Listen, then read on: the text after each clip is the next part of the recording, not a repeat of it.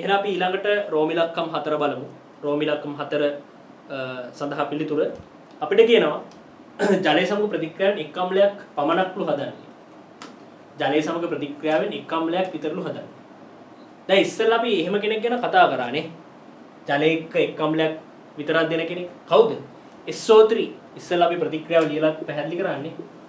SO3 ජලයත් එක්ක ප්‍රතික්‍රියා කරලා එක් අම්ලයක් විතරයි හදන්නේ. දැන් මෙතන මේ මෙහෙම ප්‍රශ්නයක් තියෙනවා. දැන් අපි දැක්කනේ අර NCl3 නේ NCl3 අපි දැක්කනේ. දැන් NCl3 ගේ ජල විච්ඡේදන ප්‍රතික්‍රියාව දැන් අපි පොඩ්ඩකට කලින් ලිව්වා නේද? NCl3 ගේ ජල විච්ඡේදන ප්‍රතික්‍රියාවත් අපි පොඩ්ඩකට කලින් ලිව්වා. එතකොට අපි දැක්කා එතනදී හදන්නේ ඇමෝනියා සහ HOC කියලා. දැන් කෙනෙක් අහන්න පුළුවන් ඉතින් එතනත් NCl3 ජලය එක්ක ප්‍රතික්‍රියා කරලා එතනදී එක අම්ලයයිනේ හදන්නේ නේ. ඇයි? HOCl සහ ඇමෝනියා එතකොට දෙන්නේ හදනවා තමයි. හැබැයි ඇමෝනියා කියන්නේ බාෂ්මික කෙනෙක්. HOCl කියන්නේ ආම්ලික කෙනෙක්. එතකොට එතනදී එක අම්ලයක් නේ යත් හදන්නේ නේ.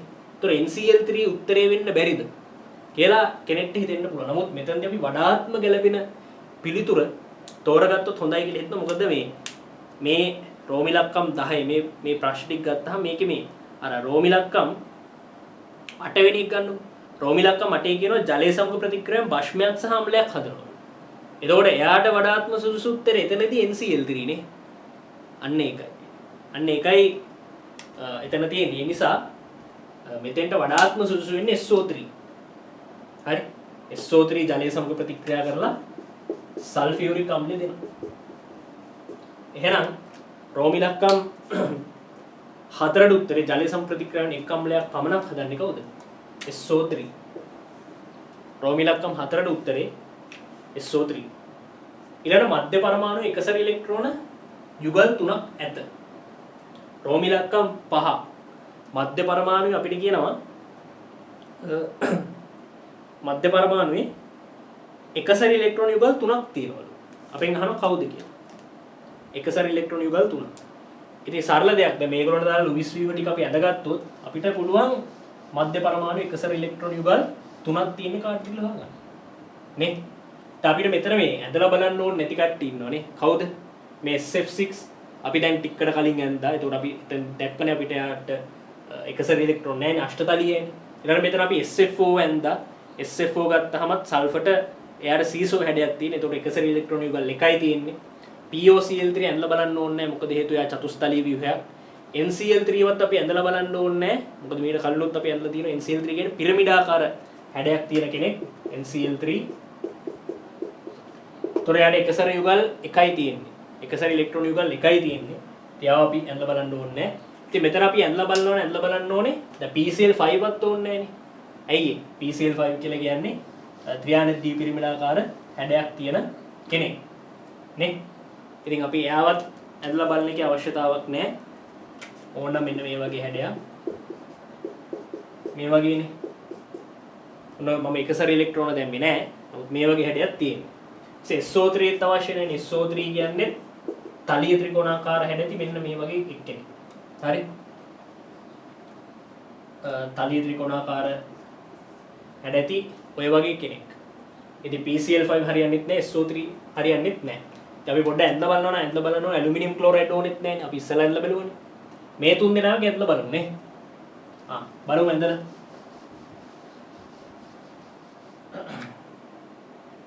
අපි OCl2 ඇන්දොත් නේ OCl2 ඇන්දොත් මෙන්න මේ වගේ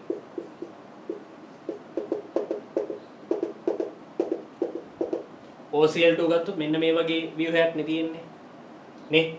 එතකොට මධ්‍ය පරමාණු ගත්තොත් එකසර ඉලෙක්ට්‍රෝන යුගල් දෙකයි තියෙන්නේ නේ. OCl2 හරියන්නේ නැහැ. හරි.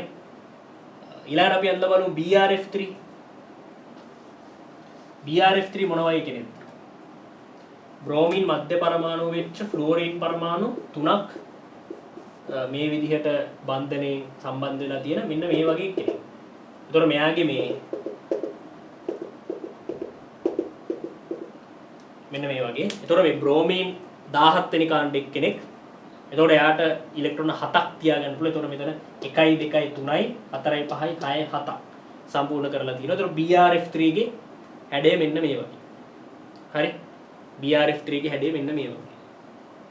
BRF3. ඊළඟට BRF3 යන්තහමත් හරිය නෑ මොකද නේ බ්‍රෝමින් මත එකසර ඉලෙක්ට්‍රෝන යුගල් දෙකයි තියෙන්නේ. ඉතින් ඒතකොට එයාව හරියන්නේත් නෑ. ඒ නිසා අන්තිමට ඉතුරු වෙන්නේ කවුද? මේ සෙනෝන් ඉන්න එක්කෙනානේ. අපි දන්නවා සෙනෝන් කියන්නේ උච්ච වායුව. ඒතකොට එයාට ඉලෙක්ට්‍රෝන 8ක් තියාගන්න පුළුවන්. අවසාන ශක්ති මට්ටමේ. ඒතකොට ඉලෙක්ට්‍රෝන 8ක් කෙන විදිහට අපිට එයාව අඳින්න පුළුවන්.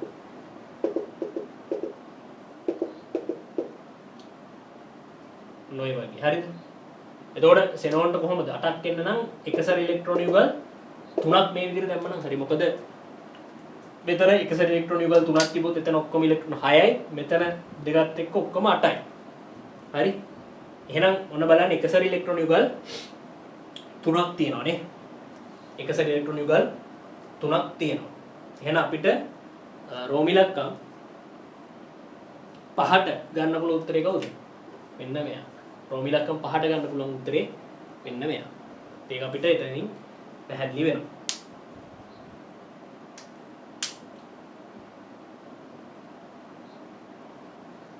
හරි. දැන් ඊළඟ කොටස බලන්න. ඊළඟ කොටස බලමු.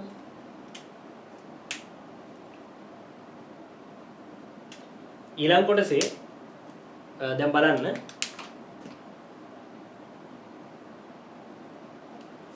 ඊළඟ කොටසේ අපිට කියන සියලුම පරමාණු රෝම ඉලක්කම් 6 රෝම ඉලක්කම් 6 අපිට කියනවා සියලුම පරමාණු එකම තලයක තියෙනවා.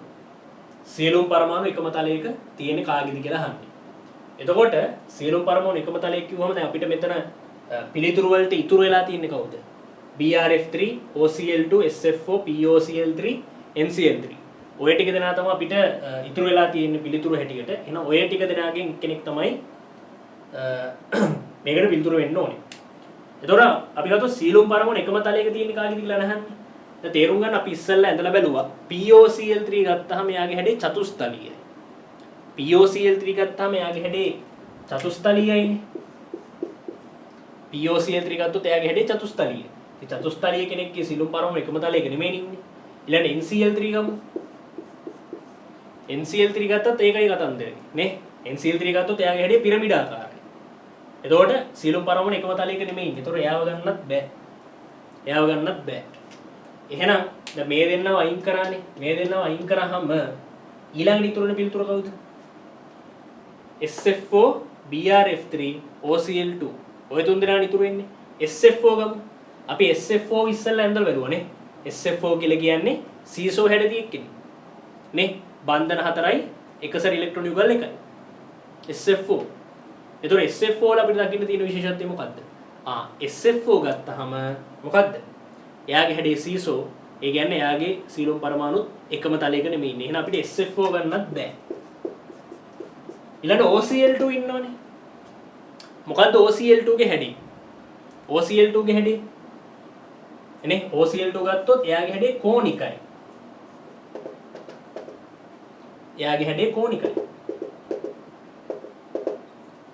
හරි OCl2 ගේ හැඩේ කෝණිකයි. මේ ඔක්සිජන් ගත්තොත් බන්ධන දෙකයි ක්ලෝරින් එක එයා මත එකසර ඉලෙක්ට්‍රෝන යුගල් දෙකයි. ඒ කියන්නේ එයාගේ හැඩේ කෝණිකයි. ඉතින් කෝණික නම් එයාගේ හැඩේ ඉතින් අපිට කියන්න බෑ සියලුම පරමාණු එකම තලයක. එහෙනම් OCl2 ගන්නත් බෑ. අපිට මේකේ පිළිතුරක් හැටියට OCl2 ගන්නත් බෑ. එහෙනම් මේකේ සුදුසුම පිළිතුර හැටියට අපිට ගන්න පුළුවන් වෙන්නේ නැත්නම් ඉතිරි වෙන පිළිතුරනේ. අවසානයේදී ඉතුරු වෙන්නේ BRF3 විතරයි. එහෙනම් BRF3 ද පිළිතුර කියලා අපිට ඉතින් කෙලින්ම BRF3 කියලා දාන එක නෙමෙයි අපි කරන්න ඕනේ. ඔය පොඩ්ඩක් බලන්න ඕනේ BRF3 ගේ සියලුම පරමාණු එකම තලයකදී ඉන්න ඕනේ කියලා. දැන් බලමු BRF3 ගේ පරමාණු එකම තලයකදී ඉන්නේ කියලා. BRF3 ගේ පරමාණු එකම තලයකදී ඉන්නේ කියලා බලමු. දැන් BRF3 ගේ හැඩය අපි දැන් ඉස්සෙල්ලා BRF3 ගේ නුවිස්සුයි අපි යන්න බැලුවා නේ. අපි ආව යන්න බලමු. බ්‍රෝමීන් මෙහෙම ෆ්ලෝරින් පරමාණු තුනක් මේ විදිහට සම්බන්ධ වෙලා ඉන්නවා.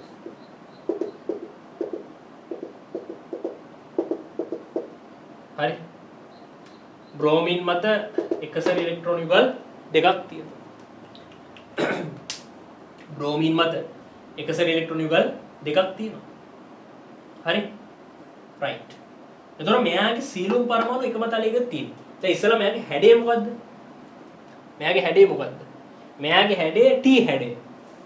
නේ? එයි බන්ධන යුගල් 3යි. බන්ධන ඉලෙක්ට්‍රෝන යුගල් 3යි. එකසරි ඉලෙක්ට්‍රෝන යුගල් 2යි. එහෙනම් 3 2. බන්ධන 3 එකසරි ඉලෙක්ට්‍රෝන යුගල් 2. එහෙනම් T හැඩය නේ. මෙයාගේ හැඩය T හැඩය. එතකොට T හැඩයේදී මෙයාගේ මේ බ්‍රෝමින් ප්‍රමුඛව ඉතුරු ෆ්ලෝරින් 3 දෙනාත් එක්ක මේ 4 දෙනාම ඉන්නේ එකම තලයක. එකම තලයක තමයි ඉන්නේ. ඇත්තම මොකද මෙයාගේ ව්‍යුහය පොඩ්ඩක් මෙන්න මේ වගේ ස්වරූපයක් තමයි ගන්නෙ. කොහොමද මෙහෙම බ්‍රෝමීන් මෙහෙමනම් පොඩ්ඩක් මේ ෆ්ලෝරින් පරමාණු දෙක පොඩ්ඩක් මෙහෙම පල්ලෙහාට ගිහිල්ලා තියෙන්නේ. මෙන්න මේ විදිහේ හැඩයක්. පොඩ්ඩක් බ්‍රෝමීන්ට කෙලින්ම නෙමෙයි පොඩ්ඩක් පල්ලෙහාට වගේ යනවා. හරි? එතකොට මෙතන අපිට මේ විදිහට අදාළ ව්‍යුහය අපිට මේ විදිහට සම්පූර්ණ කරන්න පුළුවන්. බ්‍රෝමීන් මත එකසර ඉලෙක්ට්‍රෝන යුගල් දෙකක් තියෙනවා. මේ වගේ හැඩයක් තමයි තියෙන්නේ. ඇත්තටම BRF3 ගත්තොත් මේ T හැඩති එක්කෙනා ගත්තොත් මේ T හැඩති මේ පරමාණු ඔක්කොම ඉන්නේ එකම තලයක. මේ බ්‍රෝමීන් ප්‍රමුඛව මේ ෆ්ලෝරින් පරමාණු තුනම. හරිද? හරි. මේ බ්‍රෝමීන් ප්‍රමුඛව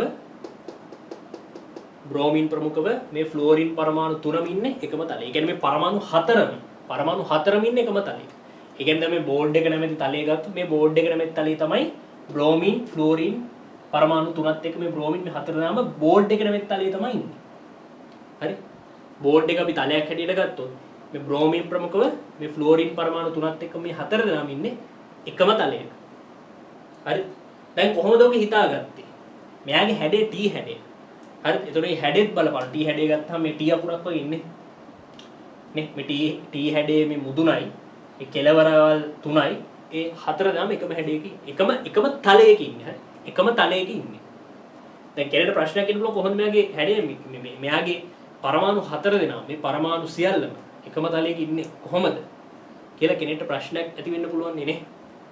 ඉතින් ඒක ඕනනම් මේ අන්තර්ජාලයෙන් ඉන්ටර්නෙට් එකෙන් සර්ච් කරලා බලන්න පුළුවන් BRF3 ගේ පරමාණු ඔක්කොම එකම තලයකද ඉන්නේ. එහෙම එකම තලයක ඉන්නවනම් මොන වගේ හැඩයක්ද තියෙන්නේ කියන එක වටහා ගන්න පුළුවන්. හරි? එහෙනම් රෝමුලක්කම් 6ට උත්තරේ BRF3. රෝමිලක්කම් 6ට උත්තරේ BRF3.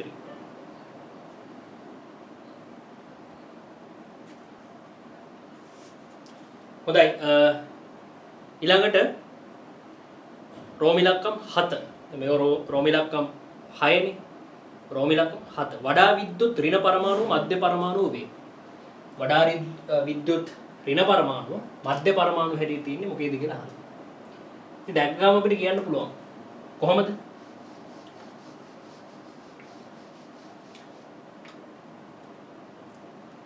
දැක්ගාම කියන්න පුළුවන්. ඇයි? දැන් මේ මෙයාව ගමු සෙනෝනින් එක. අපි දන්නවා මේ සෙනෝන් ගත්තාම අර ඒගොල්ලෝගේ විද්‍යුරින්තාවක් නැහැනේ.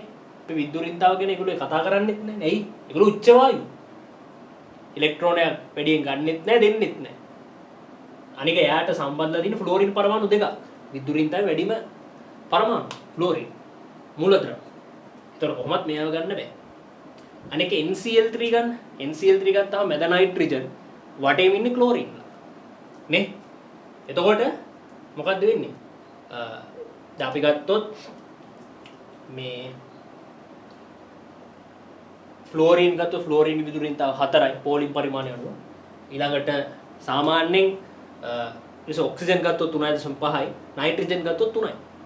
හරි? ඊළඟට අපි ක්ලෝරින් ගත්තොත් සාමාන්‍යයෙන් 3කට ආසන්නකයක් තමයි ගන්න. දැන් අපි ගත්තොත් sodium, magnesium, aluminium, silicon, phosphorus, sulphur, chlorine නේ. ඒක සාමාන්‍ය මෙයාගේ 0.9යි, මෙයා 1.2යි, මෙයා 1.5යි, සිලිකන් 1.8යි, ෆොස්ෆරස් 2.1යි, මෙයා 2.5යි. සාමාන්‍ය ක්ලෝරින් 3ට ආසන්න වෙන්න තියෙනවා. සාමාන්‍ය නයිට්‍රජන් සහ ක්ලෝරින් ගත්තොත් ළඟින් තමයි යන්නේ. හරි? නමුත් සාපේක්ෂව සාමාන්‍ය විදුලින්තාව ගත්තාම විදුලින්තා අගයන් ගත්තාම සාමාන්‍යයෙන් වැඩිම කට්ටිය ගත්තොත් ෆ්ලෝරින්, ඔක්සිජන්, නයිට්‍රජන්, ක්ලෝරින් මේ හතර දෙනාගේ තමයි විදුරින්තාව වැඩිම. අපි ෆොන්ටල් කියලා කියනවානේ, ෆොන් Cl කියලා කියන ටික මතක තියාගන්න. ෆ්ලෝරින් වැඩිම, ඊළඟට ඔක්සිජන්, නයිට්‍රජන් සහ ක්ලෝරින් ආසන්න අගේ මට්ටමකින් තමයි යන්නේ. කොහොම වුණත් මේකට වඩාත්ම සුදුසු උත්තරේ තමයි OCl2.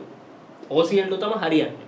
දැන් අනිත් ඒවා ගත්තොත් ඉතින් දැන් මම කිව්වා මෙයා හරියන්නේ ෆ්ලෝරින් පරමාණු දෙකක් ඉන්නේ. මේ සංයෝගයන් මැද බ්‍රෝමින් වටේම ඉන්නේ ෆ්ලෝරින්ලා 3 දෙනෙක්. ඒතර හරියන්නේත් නැහැ. දැන් ඊළඟට SFO ගත්තත් වටේම ඉන්නේ ෆ්ලෝරින් පරමාණු 4ක්. මැද ඉන්නේ සල්ෆර්. ඒතර ඒක හරියන්නේ නැහැ. POCl3 ගත්තොත් මැද ෆොස්ෆරස් වටේ ඉන්නේ ඔක්සිජන් සහ ක්ලෝරින්. ඒතර ඔක්සිජන්ගේ ක්ලෝරින්ගේ විදුලින්තාව ෆොස්ෆරස්ට වඩා වැඩි. ඒතර ඒක හරියන්නේත් නැහැ. නිසා OCl2 බලමු. OCl2 තමයි හරියන්නේ. ඇයි? මේ බලන්න. මේ ව්‍යුහය ගත්තොත් කෝණික හැඩැති ව්‍යුහයක් මේ වගේ. හරි. එතකොට ක්ලෝරීන්ට වඩා ඔක්සිජන්ගේ විදුලින්තාව වැඩි. විදුලින්තාවෙන් දෙවනියට වැඩිම පරමාණුනේ ඔක්සිජන්, මූලද්‍රව්‍යනේ ඔක්සිජන්. එතකොට බලන්න මේ ඔක්සිජන් මධ්‍ය පරමාණු හැටියට ඉන්නේ. දෙපැත්තේ ඉන්නේ ක්ලෝරීන්. එතකොට ක්ලෝරීන්ට සාපේක්ෂව ඔක්සිජන්ගේ විදුලින්තාව වැඩි. විදුලින්තාව වැඩි. නේ? එහෙනම් මොකද අපිට පැහැදිලි? විදුලින්තාවෙන් ඉහළම පරමාණුව ඔක්සිජන් මෙතන මේ ගොඩෙන් ක්ලෝරීන්ට සාපේක්ෂව ඔක්සිජන්ගේ විදුලින්තාව වැඩි. ඔක්සිජන් මධ්‍ය පරමාණු හැටියට තමයි ඉන්නේ මේ. එහෙනම් වඩා විදුර ඉන පරමාණු මධ්‍ය පරමාණු හැටියට ඉන්නේ කවුද? OCl2. මෙයා තමයි පිළිතුර. OCl2 රෝම ඉලක්කම් 4ට පිළිතුර. OCl2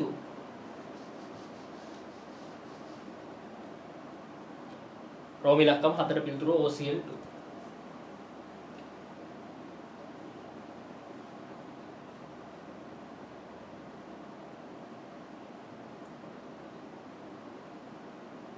හොඳයි ඊළඟට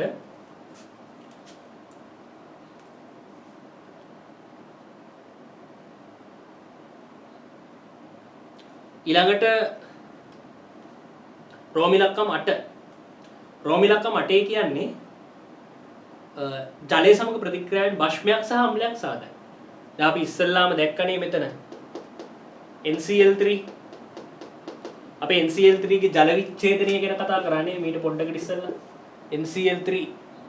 NCl3 ජලයත් එක්ක ප්‍රතික්‍රියා කරලා ඇමෝනියා සහ HOCl හදන්නේ. හරි. තේරුණාද? මේ ප්‍රතික්‍රියාව. හරි. NCl3 ජලයත් සමග ප්‍රතික්‍රියා වෙලා ඇමෝනියා සහ HOCl හදන්නේ. තේරුණාද? NCl3 ජලයත් එක්ක මේ වගේ අපි ගත්තු මෙයා ලික්විඩ්, මෙයා ලික්විඩ්, ඇමෝනියා ගත්තොත් මෙතන ජලයේදී වෙලා තියෙන්නේ, HOCl ජලයේදී වෙලා ඒකවස්. හරි. ඒතර බලන්න මෙයා භස්මය, මෙයා අම්ලය. හරි. මෙයා භස්මය, මෙයා අම්ලය. ඒතර අපෙන් අහන්නේ භස්මයක් සහ අම්ලයක් හදන සංයෝගය මොකක්ද කියලා. ජලය සමග ප්‍රතික්‍රියාවෙන් භස්මයකුත් හදනවා, අම්ලයකුත් හදනවා. මේ NCl3 ජලයේදී වෙලා ඇමෝනියා හදනවා, HOCl හදනවා, HOCl අම්ලය, ඇමෝනියා භස්මය. එහෙනම් NCl3 තමයි දෙන්න උත්තරේ වෙන්නේ. NCl3. right. ඊළඟට 9 වෙනි ප්‍රශ්නේ බලමු. 9 වෙනි ප්‍රශ්නේ අණුව තුල බන්ධන කෝණාකාර 3ක් තියෙනවා. හරි. අණුව තුල බන්ධන කෝණාකාර 3ක් තියෙනවා. මම ඉස්සෙල්ලා එක්කෙනෙක් වරගෙන කතා කරා අණුව තුල බන්ධන කෝණ 3ක් තියෙන්නේ කොහොමද කියලා. ඒ අදාළ එක්කෙනා තමයි මේ කවුද? SFO තමයි. මෙයාගේ හැඩේ සීසෝ හැඩයක් තියෙන්නේ. දැන් මෙයාගේ බන්ධන කෝණ ආකාර 3ක් තියෙනවා කිව්වහම කොහොමද මෙයාගේ බන්ධන කෝණ ආකාර 3ක් තියෙන්නේ කියන එක පැහැදිලි කරගන්න පුළුවන් ඕගොල්ලොන්ට ඉන්ටර්නෙට් එකේ. හරි. මේක අන්තර්ජාලයේ සර්ච් කරලා බලන්න, ඉන්ටර්නෙට් එකේ සර්ච් කරලා බලන්න SFO ගේ බන්ධන කෝණ කොයි විදිහට හැසිරෙන්නේ. ඕකට පැහැදිලි. එයාගේ බන්ධන කෝණ 3 ගත්තොත් ඒ 3 විවිධාකාරයි. දැන් මෙයාට එකසර ඉලෙක්ට්‍රෝන යුගලක් තියෙනවා මේ විදිහට. හරි. එකසර ඉලෙක්ට්‍රෝන ට්‍රෝන යුගලක් තියෙනවා. එකසර ඉලෙක්ට්‍රෝන යුගලක් මෙයාට තියෙනවා. ඒතර මේ බන්ධන කෝණ තුන කොහොමද හැසිරෙන්නේ? මෙතන බන්ධන කෝණය ගත්තොත් ඒක එකාගයක්. මෙතන බන්ධන කෝණය ගත්තොත් ඒක එකාගයක්. ඊළඟ මේතන් දෙක ගත්තොත් ඒ දෙකත් වෙනස්ම ආකාර දෙකක්. ඒතර මේ බන්ධන කෝණ තුන ආකාර තුනක්. මේ බන්ධන කෝණ තුන ආකාර තුනක්.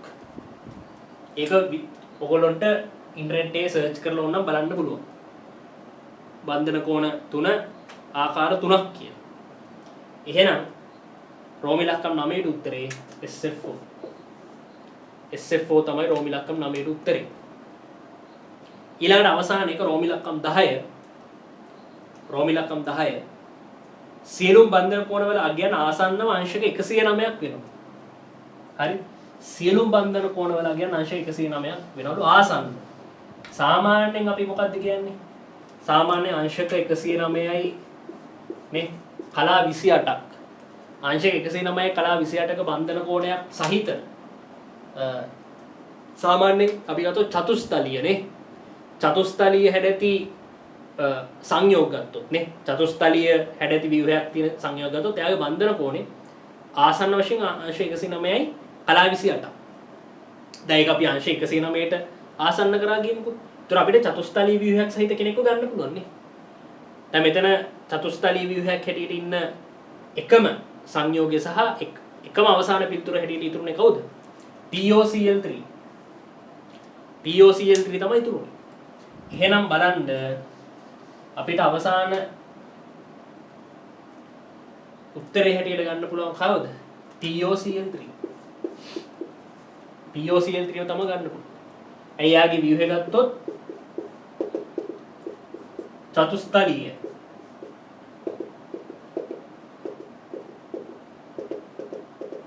යාගේ ව්‍යුහය ගත්තොත් චතුස්තලීය. දැන් මෙතන අපි බන්ධන කෝණය ගත්ත කියන්නකො. මෙතන බන්ධන කෝණය ගත්තොත් මේක අංශ 109යි කලා 28කට ආසන්න. මෙතන බන්ධන කෝණය ගත්තොත් ඒක අංශ 109යි කලා 28කට ආසන්න. හරි? එහෙනම් POCl3 තමයි ගන්න පුළුවන්. සියලුම බන්ධන කෝණ ලගයන් ආසන්න අංශ 109ක් කිව්වම POCl3 තමයි අපිට ගන්න පුළුවන්. එහෙනම් අපි රෝම ඉලක්කම් B වල ඒ වගුව සම්පූර්ණයෙන් කතා කරලා අවසන්. එහෙනම් අපි ඊළඟ කොටසට යමු. හොඳයි. ඒකේ රෝම ඉලක්කම් C කොටස ගමු. රෝම ඉලක්කම් C කොටස. මේ රෝම ඉලක්කම් C කොටසේ අපිට වගුවක් දීලා තියෙනවා. ඒකේ මේ වගුවේ මුලින්ම පළවෙනි කොටසේ තියෙන්නේ අදාළ පරමාණුව. ඒක පරමාණුවේ අපිට පරමාණු විතර නෙමෙයි. පරමාණු එහෙම නැත්නම් අයනය. පරමාණුවක් වෙන්නත් පුළුවන් එහෙම නැත්නම් අයනයක් වෙන්නත් පුළුවන්. PQRST හැටියට දීලා තියෙනවා මේ කට්ටිය. මෙතන P කියන්නේ මේ Pත් එක්ක පටල ගන්න එපා. මෙතන P කියලා දැම්මේ ප්‍රෝටෝන කියන එක. හරිද? ඒතර ප්‍රෝටෝන සංඛ්‍යාව මේ විදිහට දීලා තියෙනවා. නියුට්‍රෝන සංඛ්‍යාව දීලා තියෙනවා. ඉලෙක්ට්‍රෝන සංඛ්‍යාව දීලා තියෙනවා. තේරුම් ගන්න මෙතන තියෙන අදාළ අංශුවේ ස්කන්ධය. හරි? අංශුවක ස්කන්ධය. හරි? කියන්නේ පරමාණුවක් නම් පරමාණුවක ස්කන්ධය. අයනයක් නම් අයනයක ස්කන්ධය. තමයි ඔය M1 M2 M3 M4 M5 කියලා දීලා තියෙන්නේ. right. දැන් මේ PQRST කියන මේ පස් දෙනා ඇසුරෙන් තමයි පල්ලෙහා ඒවට උත්තර සපයන්න ඕනේ. හරි? දැන් බලමු අපි. මුලින්ම රෝම ඉලක්කම් පළවෙනි එකට අහනවා එකම මූලද්‍රව්‍ය පරමාණු මොනවද කියලා. මොකක්ද මේ එකම මූලද්‍රව්‍ය පරමාණු කියන්නේ? දැන් මේ රෝම ඉලක්කම් පළවෙනි එකට අහන්නේ ඕක. එකම මූලද්‍රව්‍ය පරමාණු. මොකක්ද එකම මූලද්‍රව්‍ය පරමාණු කියන එකේ අදහස? අපි දන්නවා සමස්ථානිකනේ. එකම මූලද්‍රව්‍යයේ වෙනස් පරමාණු හැටියට පවතිනේවනේ. එක්කෝ එක මූලද්‍රව්‍යයේ ස්කන්ධය වෙනස් පරමාණු කිව්වොත් හරිනේ. එක මූලද්‍රව්‍යයේ ස්කන්ධය වෙනස් පරමාණු ගත්තොත් ඒක සමස්ථානික නේ. ඒ කියන්නේ ඒගොල්ලොන්ගේ පරමාණු ක්‍රමාංක එකයි. ඉලෙක්ට්‍රෝන ගාන එකයි. නමුත් ඒගොල්ලෝගේ නියුට්‍රෝන ගාන තමයි වෙනස්. නියුට්‍රෝන ගාන වෙනස් වීම නිසා මොකද්ද වෙන්නේ? ඒගොල්ලොන්ගේ ස්කන්ධය වෙනස් වෙනවා. මොකද විශේෂයෙන්ම මේ පරමාණුක ස්කන්ධය සඳහා දෙන්නෙක් අදාළ වෙනවා නේ. කවුද? ඉලෙක්ට්‍රෝන අදාළ වෙන්නේ. අදාළ වෙන්නේ ප්‍රෝටෝන සහ නියුට්‍රෝන. ප්‍රෝටෝන සහ නියුට්‍රෝන තමයි පරමාණු ස්කන්ධයට දායක වෙන්නේ. ඇයි? අපි දන්නවා ස්කන්ධ ක්‍රමාංකය. ස්කන්ධ ක්‍රමාංකය කියන්නේ මොකද්ද? ප්‍රෝටෝන ගානේ නියුට්‍රෝන ගානේ එකතුව. දැන් ඔය ස්කන්ධ ක්‍රමාංක ගන්නකො. ස්කන්ධ ක්‍රමාංක ගත්තොත් ආසන්න වශයෙන් ස්කන්ධ ක්‍රමාංක ආසන්න වශයෙන් ඒගොල්ලොන්ගේ පරමාණුක ස්කන්ධ සාපේක්ෂ පරමාණුක ස්කන්ධ වලට සමානයි නේ. දැන් ඔක්සිජන් ගත්තොත් එයාගේ අපි ගත්තොත් ඔක්සිජන් 816 මේ වගේ කෙනෙක් ගන්න මේ වගේ සමස්ථානිකයක් ඔක්සිජන් 816 ගත්තොත් අපි දන්නවා මේ පරමාණුක උඩින් සංකේතවත් කරන්නේ ස්කන්ධ ක්‍රමාංකය. ඒතර මෙයාගේ සාපේක්ෂ පරමාණු ස්කන්ධය ගත්තත් 16. එයාගේ ස්කන්ධ ක්‍රමයට සමානයි නේ. ඒතර ප්‍රෝටෝන සහ නියුට්‍රෝන තමයි බලපාන්නේ. ඒතර ප්‍රෝටෝන නියතයි. ප්‍රෝටෝන වෙනස් වෙන්නේ නැහැ. හැබැයි නියුට්‍රෝන වෙනස් වෙන්න පුළුවන්. ඒ නියුට්‍රෝන වෙනස් වීම නිසා තමයි එක මූලද්‍රව්‍ය වෙනස් පරමාණු ප්‍රභේද අපිට හදාගන්න පුළුවන්. එහෙනම් සමස්ථානික ඒවට අපි නමක් දෙනවා සමස්ථානික.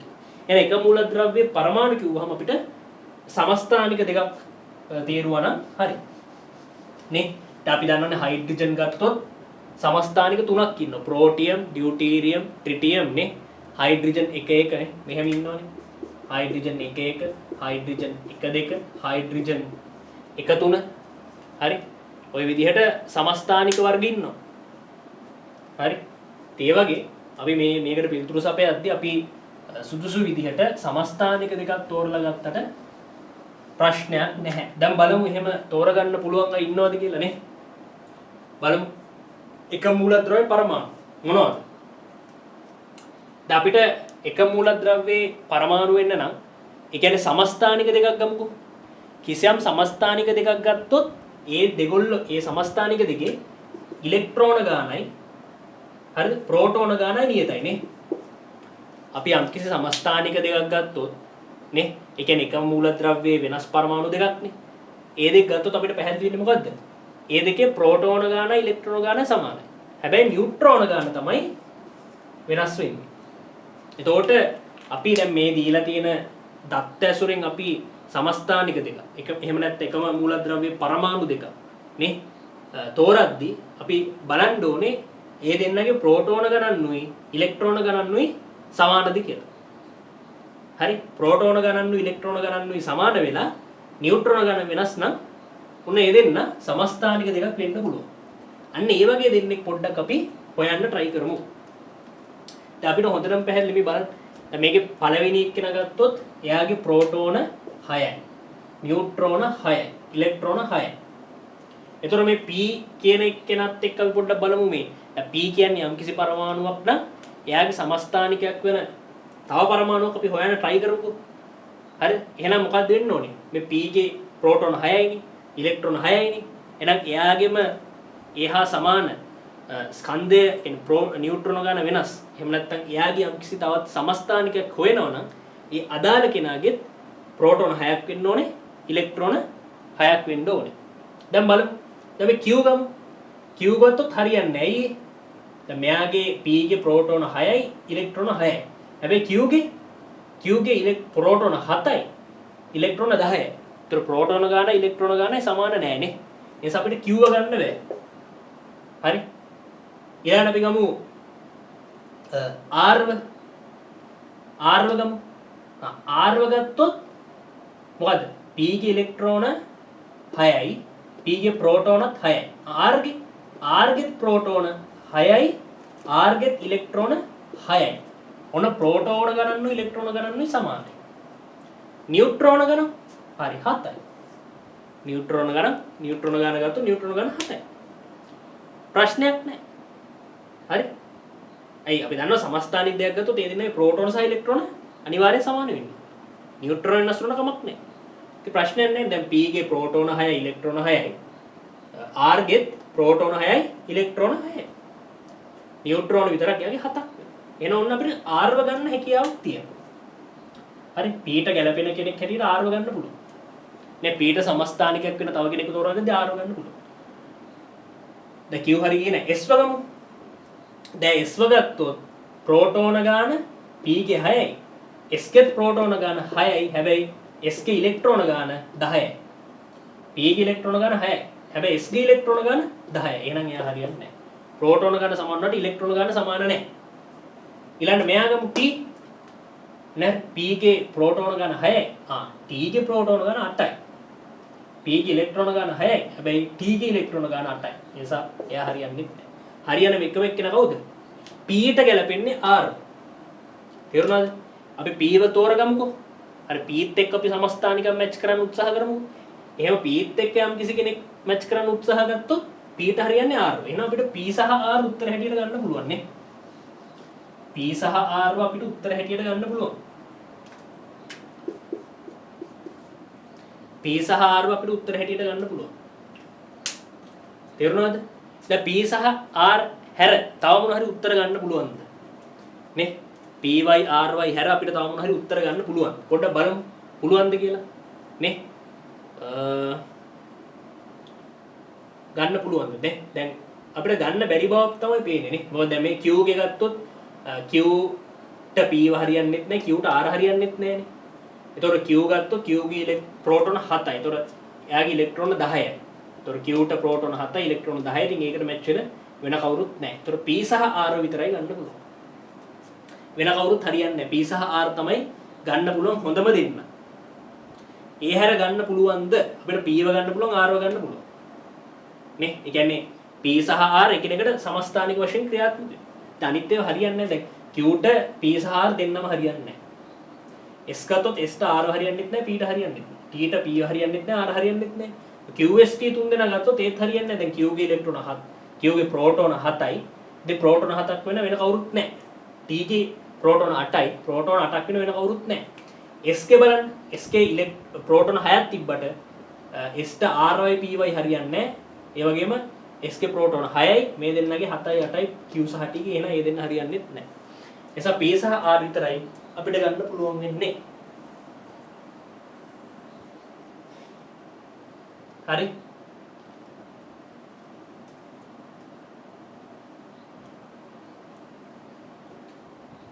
හරි. දැන් ඊළඟට අහනවා මොකද්ද? විශාලම ප්‍රභේදය මොකද්ද කියලා අහනවා. නේ?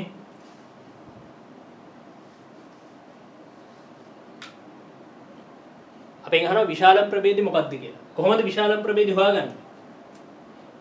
නේ? අපි විශාලම ප්‍රභේදය කොහොමද හොයාගන්නේ? දැන් බලන්න මේ. දැන් මේගොල්ලෝගේ මේ ඉලෙක්ට්‍රෝන ගන්න දන්නවනේ අපි. මේගොල්ලොන්ගේ ඉලෙක්ට්‍රෝන ගණන් දන්නවා. ඒ වගේම ප්‍රෝටෝන ගණනුත් දන්නවා. දැන් අපි දන්නවා ප්‍රෝටෝන 6ක්. දැන් අපි සාමාන්‍යයෙන් ආවර්තවගුවේ ප්‍රෝටෝන වලින් අදාළ පරමාණු හොයාගන්න. නැත්නම් අදාළ මූලද්‍රව්‍ය හොයාගන්න. ඇයි? මොකද කිසියම් මූලද්‍රව්‍යයක තියෙන කිසියම් මූලද්‍රව්‍ය පරමාණුවක තියෙන ප්‍රෝටෝන ගාන තමයි පරමාණු ක්‍රමාංකයට සමාන වෙන්නේ. ඒතර කිසියම් ප්‍රභේදයක ප්‍රෝටෝන ගාන දන්නවනම් එයාගේ පරමාණු ක්‍රමාංකය අපි දන්නවා. ඒ වගේම තමයි ඒකට දාලා නිශ්චිත මූලද්‍රව්‍ය අපිට හොයාගන්න පුළුවන්. දැන් ප්‍රෝටෝන 6ක්. මෙයාගේ ප්‍රෝටෝන 6යි ඉලෙක්ට්‍රෝන 6යි. කවුද ප්‍රෝටෝන 6යි ඉලෙක්ට්‍රෝන 6යි තියෙන මූලද්‍රව්‍ය? කාබන්. ඉතින් අපිට නිකන් මෙයාව කාබන් කියලා හිතා ගන්න පුළුවන්. P කියන්නේ කාබන් කියලා හිතා ගන්න පුළුවන්. හරිද? P කියන්නේ කාබන්. හැබැයි කාබන් උනාට මේ කාබන් P ට තව සමස්ථානිකයක් ඉන්නවනේ. කවුද P ගේ සමස්ථානිකය? R. එහෙනම් R නුත් කාබන් වෙන්න ඕනේ. මොකද P සහ R සමස්ථානික කියලා දැන් අපි ඉස්සෙල්ලා කතා කරන්නේ. එතකොට P කියන්නේ කාබන්, R කියන්නේත් කාබන්. හැබැයි මේ දෙන්න සමස්ථානික. හරි. දැන් බලන්න P කියන්නේ කාබන්ගේ මොන සමස්ථානිකද? කාබන් 612 සමස්ථානිකේ නේ. කාබන් 612 සමස්ථානිකේ. හරි. P කියන්නේ කාබන් 612 සමස්ථානික. මම ඒක පල්ලෙහා ලියනවා මේ පල්ලෙහා නේ. P කියන්නේ කාබන් 612 සමස්ථානික. කාබන් 612 සමස්ථානික. R කියන්නේ මොන සමස්ථානිකද? කාබන් 6 දැන් මෙතන එකතු කරලා බලන්න. මොකද්ද? ප්‍රෝටෝන ගානයි නියුට්‍රෝන ගාන එකතු වෙන ස්කන්ධ ක්‍රමාංකය. එහෙනම් මෙයාගේ නියුට්‍රෝන 7යි ප්‍රෝටෝන 6යි නම් කාබන් 6 ධාතුව. නේ? එතකොට ප්‍රෝටෝන කියන්නේ කාබන් 612 ඊළඟට P කියලා කියන්නේ කාබන් 612 R කියන්නේ කාබන් 613 සමස්ථානිකය. හරිද? Q කියන්නේ කවුද? Q බලන්න Q ගේ පරමාණු ක්‍රමාංකය නැත්තම් ප්‍රෝටෝන ගාන 7යි. ඒතර ප්‍රෝටෝන ගාන 7ක් නැත්තම් පරමාණු ක්‍රමාංකය 7 වන මූලද්‍රව්‍ය කවුද? පරමාණු ක්‍රමාංකය 7 වන මූලද්‍රව්‍ය කවුද? නයිට්‍රජන්. නයිට්‍රජන්. හැබැයි නයිට්‍රජන් උනාට නයිට්‍රජන් උදාසීන පරමාණු අපිට මෙතෙන්ට එහෙම කෙලින්ම ගන්න පුළුවන්ද? නයිට්‍රජන් කියලා කෙලින්ම ගන්න පුළුවන්ද? බලන්න හොඳට Q. දැන් Q ගේ ප්‍රෝටෝන ගාන 7ක් වුණාට එයාගේ ඉලෙක්ට්‍රෝන ගාන 10යි. උදාසීන Q ගත්තොත් ඉලෙක්ට්‍රෝන 7යි තියෙන්න පුළුවන්. හැබැයි දැන් මේ ප්‍රභේදයේ ඉලෙක්ට්‍රෝන 10ක්. ඒ කියන්නේ වැඩිපුර ඉලෙක්ට්‍රෝන 3ක් අරගෙන. ඒ කියන්නේ මෙයා ඇනායනයක් නේ, ඍණායනයක්. දැන් මෙයාගේ ප්‍රෝටෝන ගාන පරමාණු ක්‍රමාංකය 7යිනේ. එහෙනම් 7ට අදාළ ප්‍රෝටෝන 7ට අදාළ මූලද්‍රව්‍ය නයිට්‍රජන්. හැබැයි එයාගේ ඉලෙක්ට්‍රෝන ගන්න 10යි. දැන්ට ඉලෙක්ට්‍රෝන උදාසීන පරමාණු වෙන 7යි තියෙන්නේ. තව 3ක් අලුතෙන් අරගෙන. එහෙනම් මෙයා 3- නේ. අන්න N3- නයිට්‍රයිඩ්. Q කියන්නේ කවුද? Q කියන්නේ නයිට්‍රයිඩ්. Q කියන්නේ නයිට්‍රයිඩ්. හරි? right. ඊළාට අපි බලමු S. S කියන්නේ කවුද? නේ S කියන්නේ කවුද?